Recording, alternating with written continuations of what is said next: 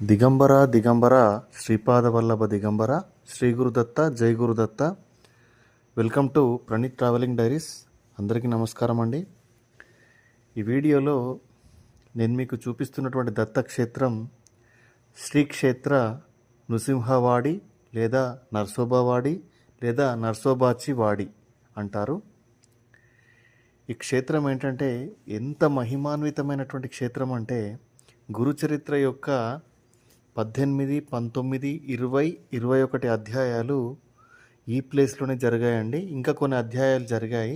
గురుచరిత్రలో చాలా చోట్ల ఈ నర్సోబావాడి లేదా నృసింహవాడి యొక్క ప్రస్తావన వస్తుంది. కానీ ముఖ్యంగా 18, 19, 20, 21 అధ్యాయాలు జరిగినటువంటి ప్రదేశము ఇది కొల్హాపూర్ నుంచి 50 కిలోమీటర్ల దూరంలో ఉందండి. మీరు ఎప్పుడైనా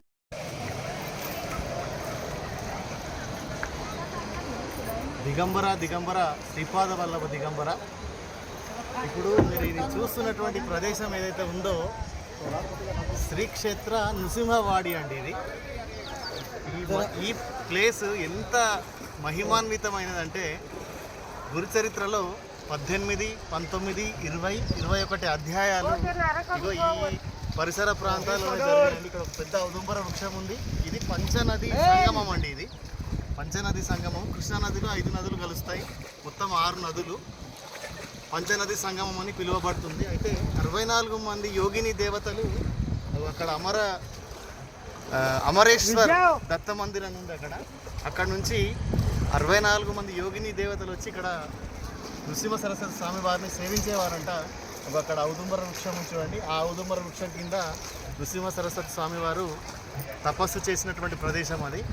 సో ఇది పంచనది సంగమము నృసింహవాడి అండి.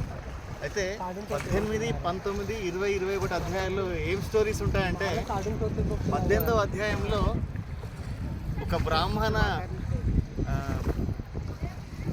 వ్యక్తికి పేదరికం నుంచి ధనవంతుని చేస్తాడు.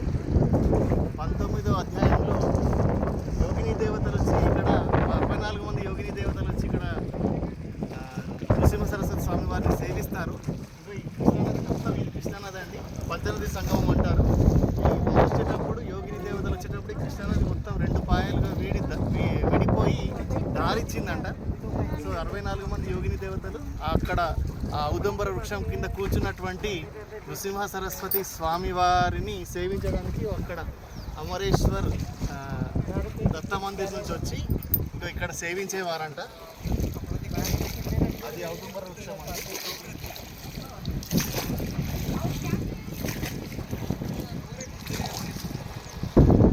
తర్వాత ఇంకొక స్త్రీని బ్రహ్మహత్య పాతకం నుంచి విముక్తి చేసినటువంటి ఈ అధ్యాయము 20వ అధ్యాయంలో ఉంది.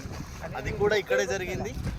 ఇంకొక అధ్యాయం వచ్చేసి ఒక చనిపోయిన బాలుని బ్రతికించినటువంటి నృసింహ సరస్వతి స్వామి వారు బ్రతికించారు. అది 21వ అధ్యాయంలో ఉంటుంది. సో అది కూడా ఈ ప్లేస్లోనే జరిగిందండి. అంతటి మహిమాన్వితమైనటువంటి ప్రదేశం ఇది. ఇది గురుచరిత్ర 18, 19, 20, 21 అధ్యాయాలు జరిగినటువంటి ప్రదేశం అండి. ఇది పంచనది సంగమం నృసింహవాడి. చూడండి ఎంత చాలా అద్భుతంగా ప్రశాంతంగా ఉందో.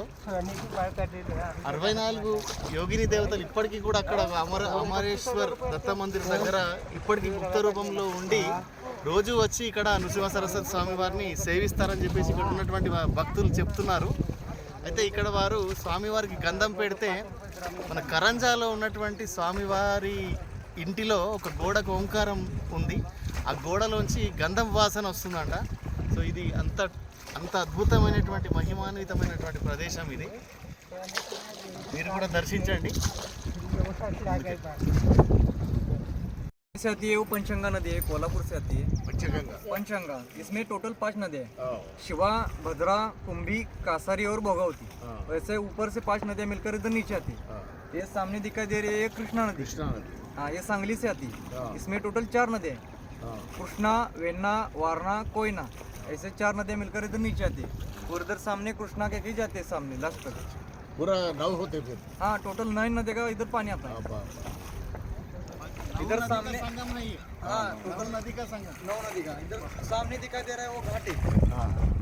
वो पहले राजे थे इधर के, पटवर्धन सरकार थे। उन्होंने तैयार किया हुआ घाट है, वो छोटा गणपति मंदिर है और नीचे संताजीराव घोरपड़े छत्रपति शिवाजी महाराज के सरसेनापति थे, उनके इधर समाधि है। और उसके पीछे कार्तिक स्वामी जी का मंदिर है। कार्तिक स्वामी जो महाराष्ट्र में एक ज़्यादा मंदिर नहीं उनके, ऑल इंडिया में भी नहीं है, उसमें से हाँ कार्तिक स्वामी जी का, उसमें से इधर एक है। कार्तिकेय स्वामी हाँ कार्तिकेय सुब्रमण्यम, अच्छा सुब्रमण्य स्वामी। तमिलनाडु में ज्यादा है हाँ उधर ज़्यादा है। मुरुगन हाँ मुरुगन स्वामी। సుబ్రహ్మణ్య స్వామి అక్కడ అది మంచి మొక్కుకో సుబ్రహ్మణ్య స్వామి ఇది సత్యం